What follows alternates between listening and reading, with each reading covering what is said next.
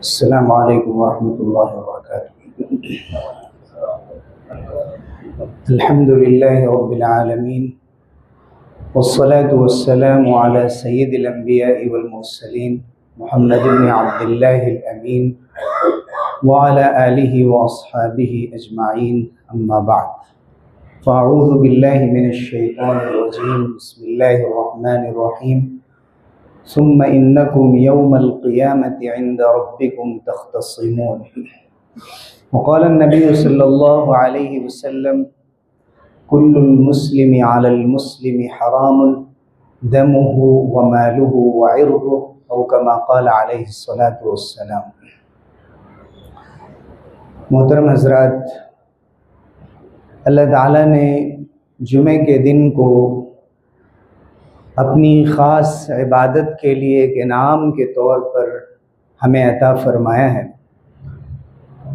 ہماری ذمہ داری یہ ہے کہ جمعے کے دن کو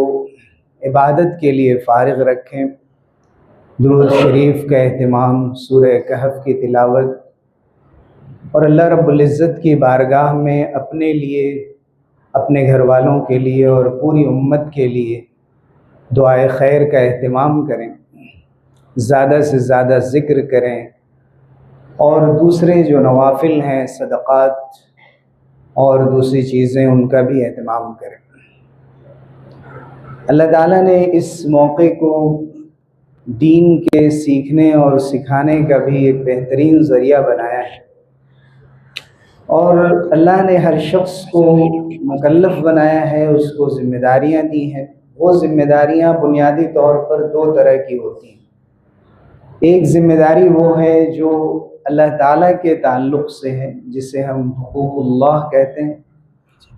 اور دوسری ذمہ داری وہ ہے جو اللہ کے بندوں سے متعلق ہے، جنہیں ہم حقوق العباد کہتے ہیں۔ حضرت معاذ بن جبل رضی اللہ عنہ سے حضور اکرم صلی اللہ علیہ وسلم نے پوچھا تھا کہ کیا تم جانتے ہو کہ بندے پر اللہ کا حق کیا ہے؟ بندے پر اللہ کا حق یہ ہے کہ وہ صرف اللہ کی عبادت کرے اور اس کے ساتھ کسی کو شریک نہ کرے، اور اس کے مقابلے میں پھر یہ پوچھا کہ تمہیں یہ معلوم ہے کہ اللہ کے اوپر بندوں کا کیا حق ہے؟ تو انہوں نے فرمایا کہ اللہ کے رسول آپ ہی بتائیں۔ تو حضور صلی اللہ علیہ وسلم نے فرمایا کہ جو کسی کو شریک نہیں کرتا اللہ کے ساتھ اور صرف اللہ کی عبادت کرتا ہے، تو اللہ کے اوپر کوئی چیز واجب تو نہیں ہے، لیکن اللہ نے اپنے ذمے یہ لے رکھا ہے، یہ احسان کیا ہے بندوں کے ساتھ کہ وہ ان کو عذاب نہ دے، ان کو جنت میں داخل کر دے، ان کو سزاؤں سے محفوظ کر دے۔ یہ تو اللہ کے حقوق کی بات ہے، لیکن اس کے ساتھ ساتھ اللہ تعالیٰ نے بندوں کے حقوق بھی رکھے ہیں، اور ان کی اہمیت اتنی زیادہ بڑھا دی ہے کہ اگر ایک انسان توبہ کر رہا ہے، توبے میں ضروری ہے کہ شرمندگی ہو، آخری درجے کی ندامت ہو۔ یہاں تک حدیث میں فرمایا گیا کہ الندم توبہ، ندامت ہی توبہ ہے۔ اتنا زیادہ انسان شرمسار ہو اور اللہ کے سامنے شرمندہ ہو کہ دوبارہ اس کام کو کرنے سے پہلے 100 بار وہ سوچے، اور یہ سوچے کہ ہم اللہ کو کیا منہ دکھائیں گے۔ لیکن اس کے ساتھ ساتھ ایک شرط یہ بھی کہ فوراً اس سے رک بھی جائے۔ ہم ایک ایسے دور میں جی رہے ہیں جہاں نیکیاں برائیاں سب ایک ساتھ چل رہی ہیں، ایک ہی ماحول میں چل رہی ہیں، ایک ہی مجلس میں چل رہی ہیں، اور ٹیکنالوجی کی وجہ سے یہ چیزیں ایسی ہماری زندگی میں داخل ہو چکی ہیں کہ نیکیوں کے لیے الگ اور برائیوں کے لیے الگ موقع نکالنے کی بھی ضرورت نہیں۔ جہاں نیکیاں ہو رہی ہیں وہیں برائیاں چل رہی ہیں، اور انہی چیزوں کے ذریعے سے، انہی ذرائع کو استعمال کر کے تو یہ فرمایا گیا کہ ہوشیار رہنا کہ جب توبہ کر رہے ہیں تو فوراً اس سے رک جانا کہ دوبارہ یہ کام ہم نہیں ہونے دیں گے، اور یہ عزم کرنا، پختہ ارادہ کرنا، طے کر لینا اپنے دل کے اندر کہ دوبارہ پلٹ کر اس کام کی طرف نہیں جاؤں گا۔ پھر اگر ہو جائے خدا نخواستہ، پھر دوبارہ اسی طرح کی توبہ کرنا۔ کبھی بھی اس بات سے انسان کو مایوس نہیں ہونا ہے کہ ہم نے تو اس سے پہلے بھی اللہ کی بارگاہ میں یہی عہد کیا تھا، یہی وعدہ کیا تھا، اور پھر وہ توبہ ہی کیا جو ٹوٹ نہ جائے۔ ہماری توبہ پھر ٹوٹ گئی، کیا فائدہ اللہ سے دوبارہ وعدہ کر کے؟ اللہ نے حکم دیا، اللہ نے حکم دیا ہے کہ بار بار توبہ ٹوٹے تو بار بار میری طرف آؤ، اور میں رجوع کرنے والوں کو معاف کرتا ہوں، ان کو پسند کرتا ہوں، تم توبہ کرو، رجوع کرو۔ لیکن اگر اس میں کسی بندے کا حق ہے، کسی کی جان لی گئی ہے، کسی کو ایذا اور مشقت اور دشواری اور تکلیف پہنچائی گئی ہے، کسی کو ٹارچر کیا گیا ہے، کسی کے مال کو غبن کیا گیا ہے، خیانت کی گئی ہے، دھوکہ دیا گیا ہے،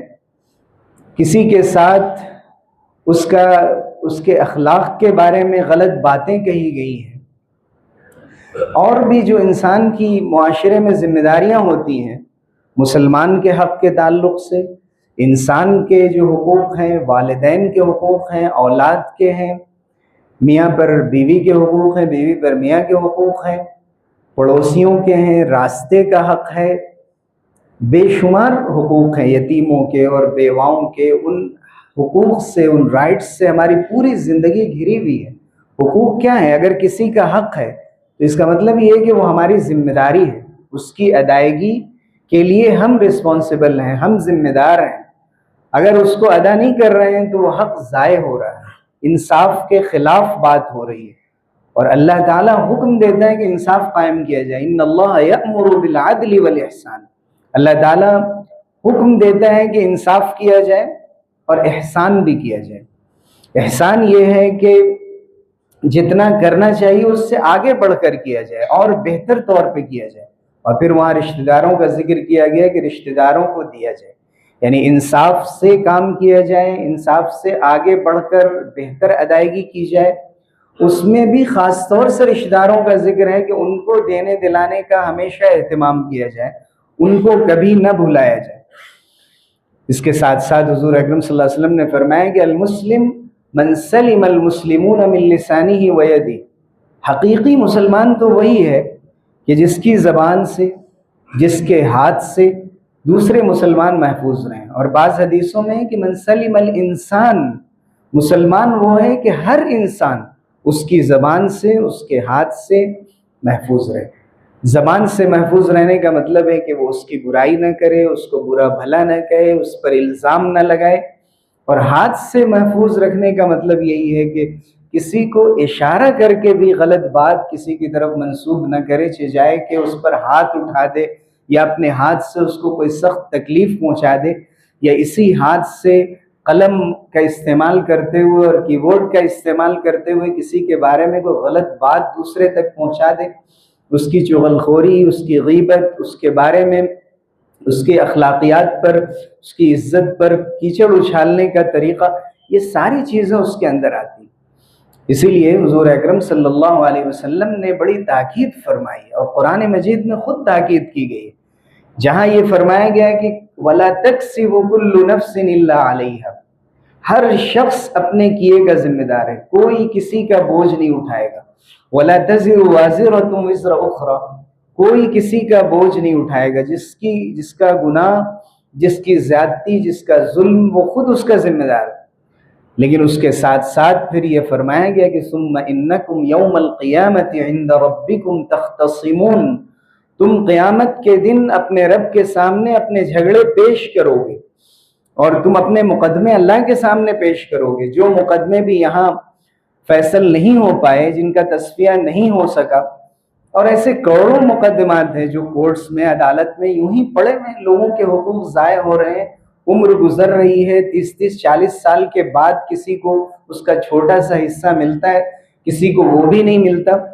تو انسان کو یہ یقین رکھنا چاہیے کہ کل کا دن دور نہیں ہے، اللہ کے سامنے حاضری کا جو حقیقی دن ہے، اور وہی زندگی ہمیشہ باقی رہنے والی ہے،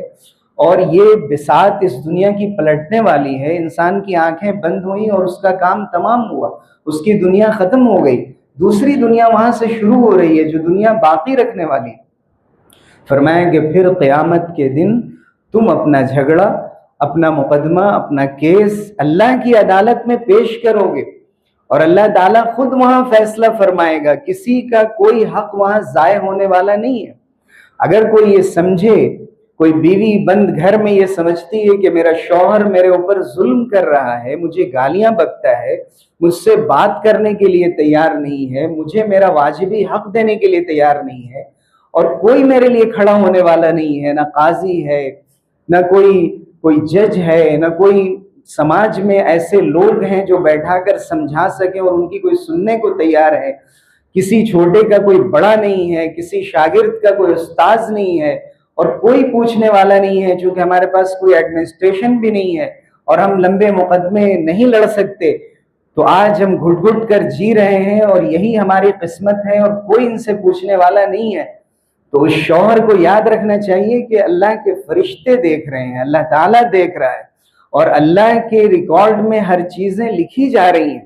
اور کسی کا کوئی حق ضائع ہونے والا نہیں۔ اس مظلوم عورت کی آہ آسمان تک جاتی ہے اور اس کی سزائیں اسی دنیا میں دی جاتی ہیں، اور پھر آخرت میں جو سزا ہے انسان اس کا تصور نہیں کر سکتا۔ کوئی کسی کے بارے میں یہ سوچے کہ وہ کمزور ہے،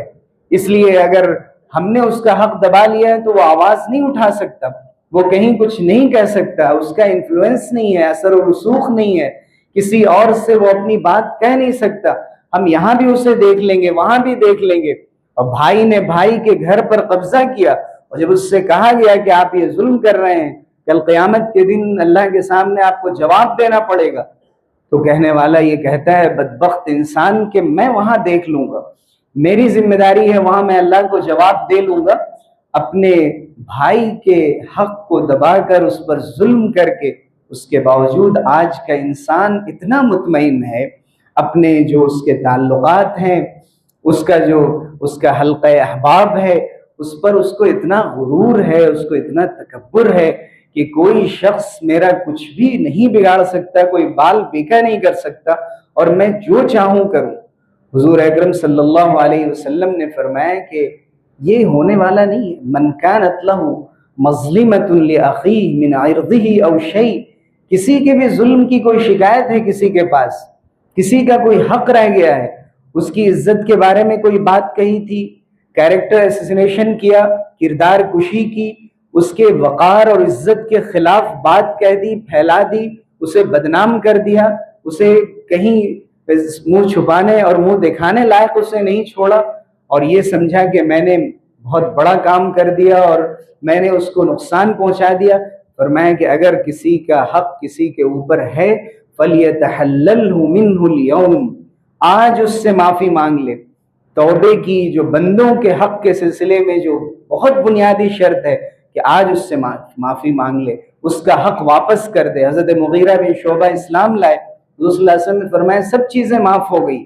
کہا کسی کی چوری کی گئی تھی، کہا وہ معاف ہونے والا نہیں ہے، اسے تو معاف کرانا پڑے گا، جس کا حق ہے اس کو واپس کرنا پڑے گا، اور اگر وہ شخص مل نہیں رہا ہے، ہم ڈھونڈ رہے ہیں، پریشان ہیں کیسے اس کا حق واپس کریں، اگر وہ نہیں مل رہا ہے تو اس کو صدقہ کیا جائے گا اس کی نیت سے، لیکن کسی بھی طور پر یہ جائز نہیں کہ اس کا وہ حق دبا لیا جائے۔ حضور نے فرمایا آج اس سے معافی مانگ لے، آج اس سے مسئلے کو حل کر لے۔ فَلْيَتَحَلَّلْهُ مِنْهُ الْيَوْمِ قَبْلَ أَلَّا يَكُونَ دِينَارٌ وَلَا دِرْهَمٌ، اس سے پہلے کہ وہ دن آ جائے جس دن نہ کوئی دینار کام کرے گا نہ کوئی درہم کام کرے گا۔ فَإِنْ كَانَ لَهُ عَمَلٌ صَالِحٌ أُخِذَ مِنْهُ بِقَدْرِ مَظْلِمَتِهِ، اگر اس کے پاس جس نے حق دبایا تھا اس کے پاس کچھ نیکیاں ہوں گی، اس کا نیک عمل اس سے لے لیا جائے گا، جتنا ظلم اس نے کیا ہے اسی کے بقدر اس سے نیک عمل لے لیا جائے گا، اور لے کر پھر اللہ تعالیٰ نے فرمایا کہ اس کو دے دیا جائے گا کہ جس کا حق دبایا گیا تھا۔ کہیں پھر آگے حضور اکرم صلی اللہ علیہ وسلم نے فرمایا کہ فَإِن لَمْ تَكُنْ لَهُ حَسَنَاتٌ، اگر اس کے پاس کوئی نیکیاں نہیں ہوں گی تو اس کے ساتھی کی نیکیاں لے کر أُخِذَ مِن سَيِّئَاتِ صَاحِبِهِ، اس کے ساتھی کی برائیاں لے کر، اس کے گناہ لے کر، اس کی بدبختیاں لے کر اس کے سر ڈال دیا جائے گا۔ یعنی ایک تو اس نے جو ظلم کیا وہ تو ہے ہی، پھر اس جس کا حق دبایا تو اس کی ساری برائیاں اس کے سر، فَحُمِلَ عَلَيْهِ، اس کے سر اسے ڈال دیا جائے گا۔ امام بخاری رحمۃ اللہ علیہ یہ حدیث کئی جگہ نقل کی کہ نہ صرف یہ کہ اس کی نیکیاں ضائع کر دی جائیں گی، اگر نیکیاں نہیں ہوں گی تو برائیاں اس کے سر ڈال دی جائیں گی دوسرے کی۔ اسی طرح وہ مشہور حدیث ہم سب سنتے ہیں، بار بار سنتے ہیں کہ حضور اکرم صلی اللہ علیہ وسلم نے صحابہ سے پوچھا، یہ بھی حضرت ابو ہریرہ رضی اللہ عنہ کی روایت ہے اور یہ دوسری روایت بھی حضرت ابو ہریرہ رضی اللہ عنہ کی ہے کہ اتدرون ما المفلس، تمہیں معلوم ہے کہ مفلس، فقیر، تنگ دست کسے کہتے ہیں؟ تو لوگوں نے کہا المفلس فینا من لا درہم لہ ولا متاع، مفلس ہمارے درمیان اس کو کہتے ہیں کہ جس کے پاس نہ کوئی مال ہو نہ کوئی سامان ہو، تنگ دست انسان ہو، اس کے پاس کچھ نہیں ہے۔ حضور نے فرمایا المفلس من امتی من یأتی یوم القیامت بصیام بصلاۃ وصیام وزکاۃ، ہماری امت میں مفلس اور تنگ دست اور فقیر اور انسان محروم انسان وہ ہے کہ جب قیامت کے دن اپنی نمازیں، اپنے روزے، اپنی زکوٰۃ لے کر آئے گا، وَيَأْتِي وَقَدْ شَتَمَ هَذَا وَقَذَفَ هَذَا وَأَكَلَ مَالَ هَذَا وَسَفَكَ دَمَ هَذَا وَضَرَبَ هَذَا، قیامت کے دن اس حال میں آئے گا کہ اس کا حال یہ ہے کہ اس نے کسی کو گالیاں دی ہیں، کسی پر الزام لگایا ہے، کسی کا مال دبا رکھا ہے، کسی کا خون بہایا ہے، کسی پر ہاتھ اٹھایا ہے۔ فرمایا گیا کہ اگر کوئی شخص ایسا کر کے آیا ہے تو ایسے شخص کو سب سے بڑا مفلس قرار دیا جائے گا۔ فَيُعْتَى هَذَا مِنْ حَسَنَاتِهِ وَهَذَا مِنْ حَسَنَاتِهِ، اس کو بھی اس کی نیکیاں دے دی جائیں گی، اس دوسرے شخص کو بھی اس کی نیکیاں دے دی جائیں گی، انسان کنگال ہو کر رہ جائے گا، اس کے پاس کچھ نہیں بچے گا۔ فَإِنْ فَنِيَتْ حَسَنَاتُهُ، اگر اس کی ساری نیکیاں ختم ہو جائیں گی، أُخِذَ مِنْ خَطَایَاهُمْ فَطُرِحَتْ عَلَيْهِ ثُمَّ طُرِحَ فِي النَّارِ قبل ان یقضم علیہ، فیصلہ ہونے سے پہلے اگر اس کی ساری نیکیاں ختم ہو گئیں تو ان لوگوں کے گناہوں میں سے لے کر اس کے اوپر ڈال دیا جائے گا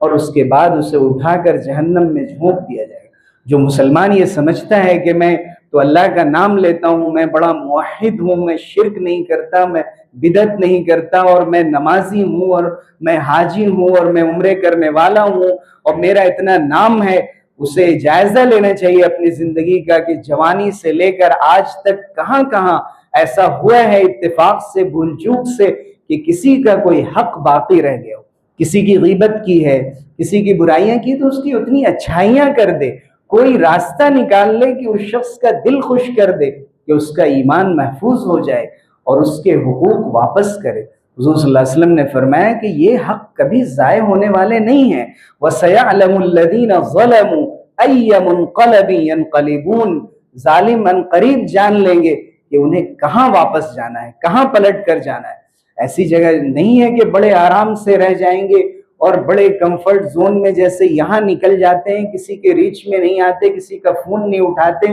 اور یہ سمجھتے ہیں کہ میں نکل گیا اور میں نے چالاکی کر لی، دنیا میں تیزی دکھا دی، دھوکہ دے دیا، فریب دے دیا۔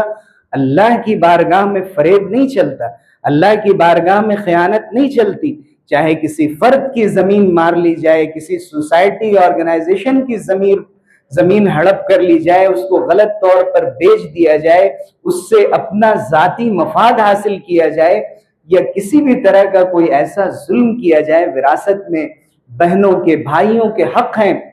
لیکن چونکہ میرے پاس وہ چیز آ گئی، میں اپنی مرضی سے بھیک تقسیم کرنا چاہتا ہوں، لو میں تمہیں اتنا دے رہا ہوں، اور کچھ چاہیے تو بتا دو، لیکن حق بنتا کتنا ہے اس کے لیے بات کرنے کو بھی تیار نہیں۔ اگر بہن نے بھائی سے کہہ دیا کہ میں سائن نہیں کروں گی اس پیپر پر، مجھے پورا حساب دیا جائے کہ والد نے کیا چھوڑا تھا، میں سمجھ کر سائن کروں گی، اس سے بات بند کر دی گئی، اسے گھر سے نکال دیا گیا، کہہ دیا گیا دوبارہ تم میرے گھر میں قدم مت رکھنا اور نہ میں تمہارے یہاں ہوں۔ یہ ہمارے معاشرے میں ہو رہا ہے، اور ایسے لوگ کر رہے ہیں جو خود کو دیندار کہلاتے ہیں، اللہ کی نگاہ میں وہ دیندار نہیں۔ دنیا یہ سمجھتی ہو کہ وہ بڑے نمازی اور روزے دار اور زکوٰۃ دینے والے ہیں، اور مسجدوں میں مصلے لا کر تقسیم کرتے ہیں اور وضو خانے بنواتے ہیں اور مسجدیں بنواتے ہیں کروڑوں روپے کی، لیکن اپنے بھائی بندوں کے حقوق اگر انہوں نے ضائع کیے ہیں تو لَتُؤَدُّنَّ الْحُقُوقَ إِلَىٰ أَهْلِهَا، قیامت کے دن حق کو تو تمہیں واپس کرنا پڑے گا، جھک مار کر دینا پڑے گا۔ حَتَّى يُقَادَ لِلشَّاةِ الْجَلْحَاءِ مِنَ الشَّاةِ الْقَرْنَاءِ، بے سینگ والی بکری کو بھی انصاف دلایا جائے گا اور سینگ والی بکری کو سزا دی جائے گی کہ کیوں تم نے اسے مارا تھا، حالانکہ وہ مکلف نہیں ہے۔ اللہ تعالیٰ اپنے بندوں کو سمجھائیں گے کہ میں حقوق کو ضائع ہونے نہیں دیتا۔ من اقتطع حق امرئ مسلم بیمینی، جھوٹی قسمیں کھا کر عدالت میں کھڑے ہو کر اور جھوٹے گواہ جمع کر کے اگر کوئی کسی مسلمان کا حق ضائع کرتا ہے، مار لیتا ہے، اوجب اللہ لہ النار، اللہ نے اس کے لیے جہنم واجب کر دی ہے، وحرم علیہ الجنہ، جنت اس کے لیے حرام کر دی ہے۔ یعنی کوئی یہ سمجھے کہ حدیث میں تو یہ آیا ہے کہ جس نے لا الہ الا اللہ کہہ دیا اور اس نے شرک نہیں کیا اس کا بیڑا پار ہے، یہ ان لوگوں کے لیے ہے جو اپنے حقوق کی ادائیگی کر چکے ہوں،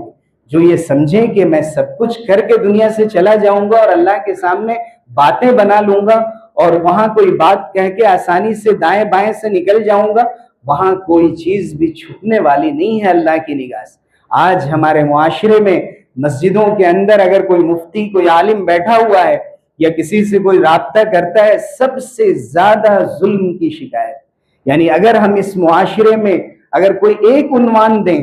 جو بگاڑ کا سب سے بڑا ذریعہ ہے تو وہ ظلم ہے، جسے جہاں موقع مل رہا ہے وہ دوسروں کا حق دبانے کے لیے تیار بیٹھا ہے۔ جعلی پیپر بنائے جا رہے ہیں، جعلی دستخط کیے جا رہے ہیں، غلط گواہیاں دی جا رہی ہیں، جھوٹ بولا جا رہا ہے، باتوں کو توڑ مڑوڑ کر پیش کیا جا رہا ہے، اور ایک ایسے معاشرے میں ہم جی رہے ہیں کہ پھر انسان کا جو ضمیر ہے، اس کا کانشینس ہے، اس نے ملامت کرنا بھی چھوڑ دیا ہے۔ کبھی تنہائی میں اگر دل میں خیال بھی آتا ہے کہ ہم نے غلط کیا، کسی سے کام لیا تھا،